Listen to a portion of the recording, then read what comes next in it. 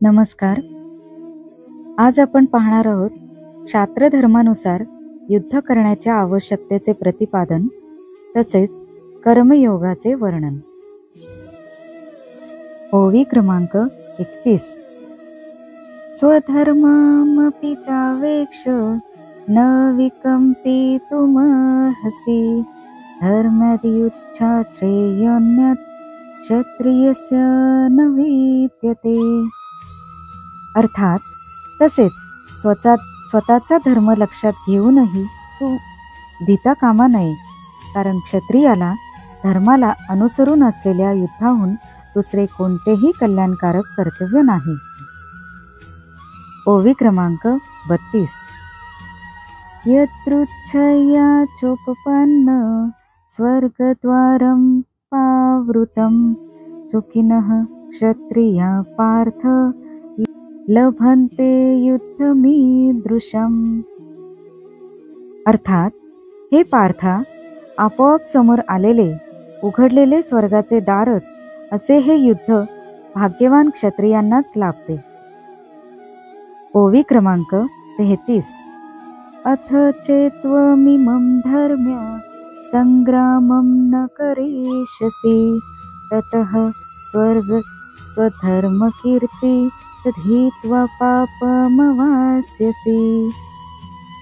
अर्थात परंतु जर तू हे धर्मयुक्त युद्ध केले नाहीस तर स्वधर्म आणि कीर्ती गमावून पापाला जवळ करशील. ओवी क्रमांक 34. अकीर्तिं चापि भूतानि कथयिष्यन्ति ते व्ययां संभावितस्य चाकीर्ती मरणादतिरिच्यते. अर्थात तसेच सर्व लोक तुझी चिरकाळ अपकीर्ती सांगत राहतील आणि सन्माननीय पुरुषाला अपकीर्ती मरणाहून दुस्सह वाटते. ओवी क्रमांक 35. भयाद्रणादुपरतं मन्स्यन्ते त्वां महारथा येषां च त्वं बहुमतो भूत्वा यास्यसि लाघवम्. अर्थात शिवाय ज्यांच्या दृष्टीने तू आधी अतिशय आदरणीय होतास त्यांच्या दृष्टीने आता तुच्छ ठरशील. ते महारथी तुला भिवून युद्धातून काढता पाय घेतला असे मानतील. ओवी क्रमांक 36.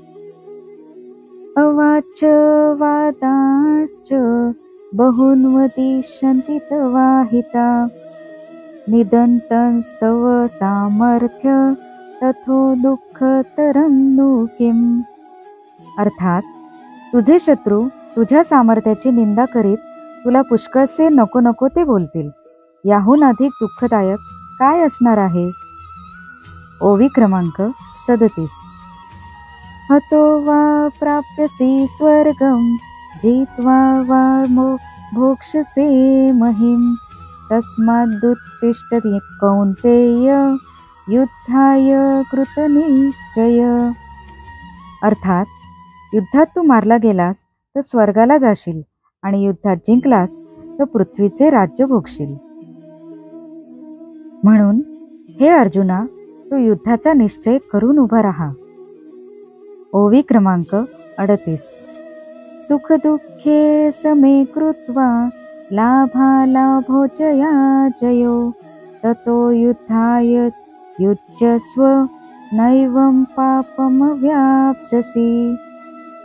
अर्थात जय पराजय, फायदा तोटा आणि सुख दुःख समान मानून युद्धाला तयार हो. अशा रीतीने युद्ध केलेस तर तुला पाप नाही लागणार. ओवी क्रमांक 39. एषा ते विहिता सांख्ये बुद्धिर्योगे त्विमां शृणु बुद्ध्या योक्तो यया पार्थ कर्मबंधं प्रहास्यसि.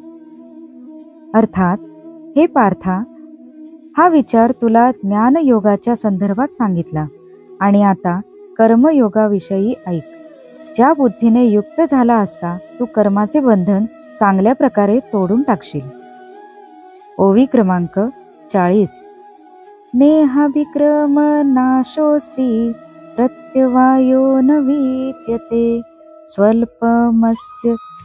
स्वल्पम्प्यस्य धर्मस्य त्रायते महतो भयात.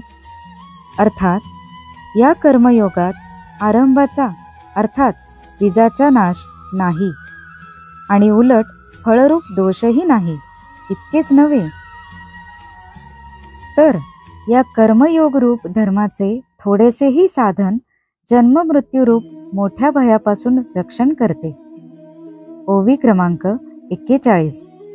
व्यवसायात्मिका बुद्धिरेके अह कुरु नंदन बहुशाखा रुनंताश्च बुद्धयो व्यवसायिनाम. अर्थात हे अर्जुना, या कर्मयोगात निश्चयात्मक बुद्धी एकच असते, परंतु अस्थिर विचार असणाऱ्या अविचारी कामनायुक्त माणसांच्या बुद्धी खात्रीने पुष्कळ फाटे फुटलेल्या व असंख्य असतात. ओवी क्रमांक 42, 43 आणि 44.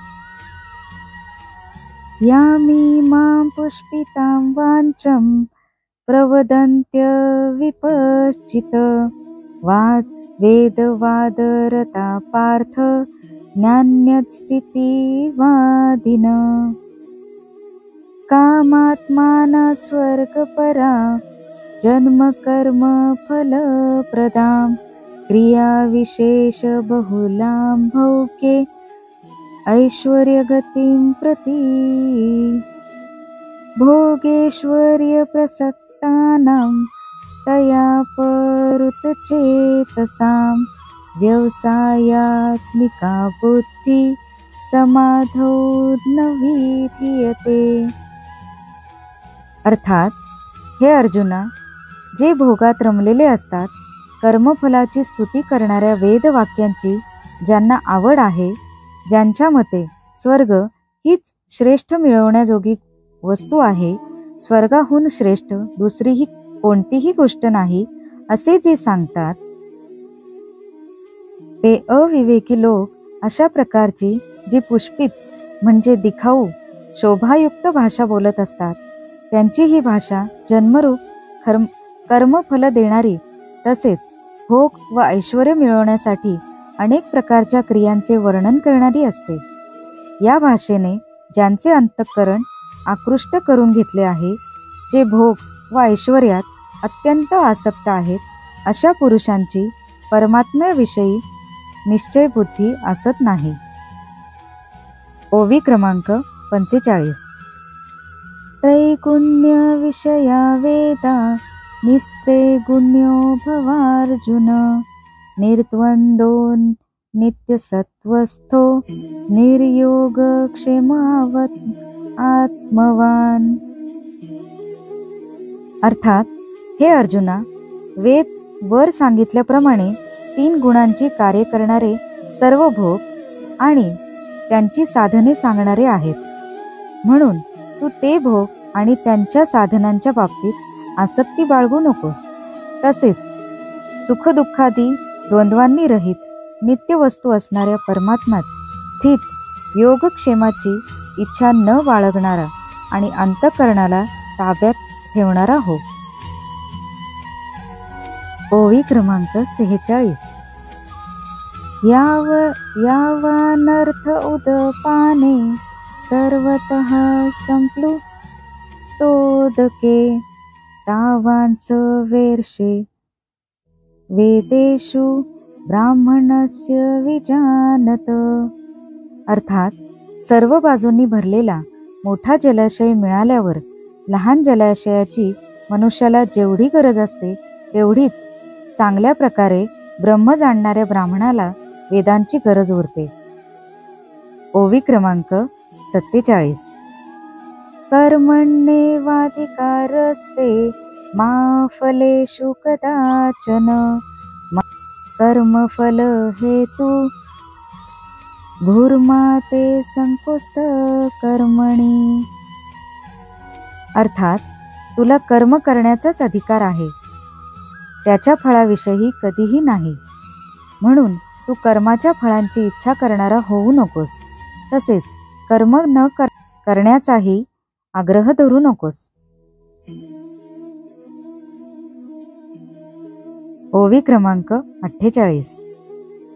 योगस्थ कुरु कर्माणि संगत्वा त्यक्त्वा धनंजय सिद्ध्यो समो भूत्वा समत्वं योग उच्यते. अर्थात, हे धनंजया, तू आसक्ती सोडून तसेच सिद्धी आणि असिद्धीमध्ये समान भाव ठेवून योगात स्थिर होऊन कर्तव्य कर्मे कर. समत्वालाच योग म्हटले आहे. ओवी क्रमांक 49.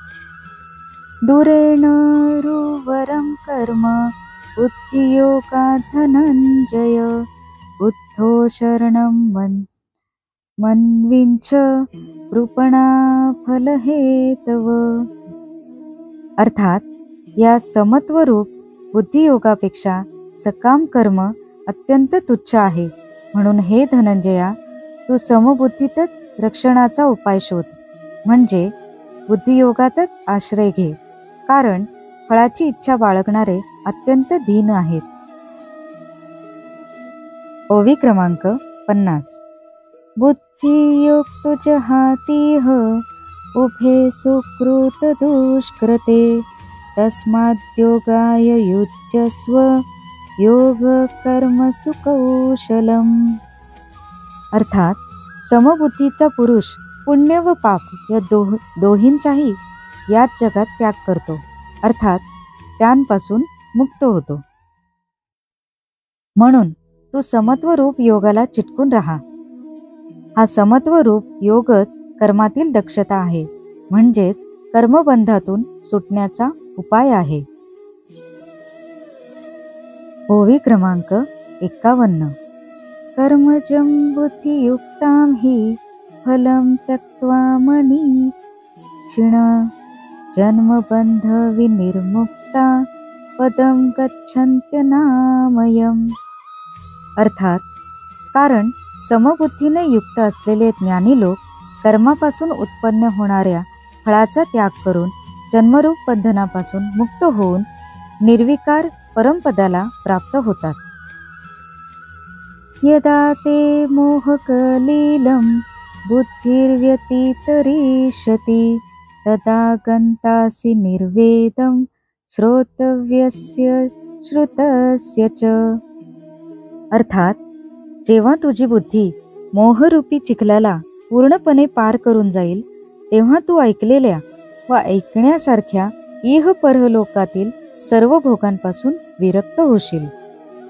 ओवी क्रमांक 53. श्रुती विप्रतिपन्ना ते यदा स्थास्यति निश्चला समाधावचला बुद्धी तदा योगं व्याप्स्यसि.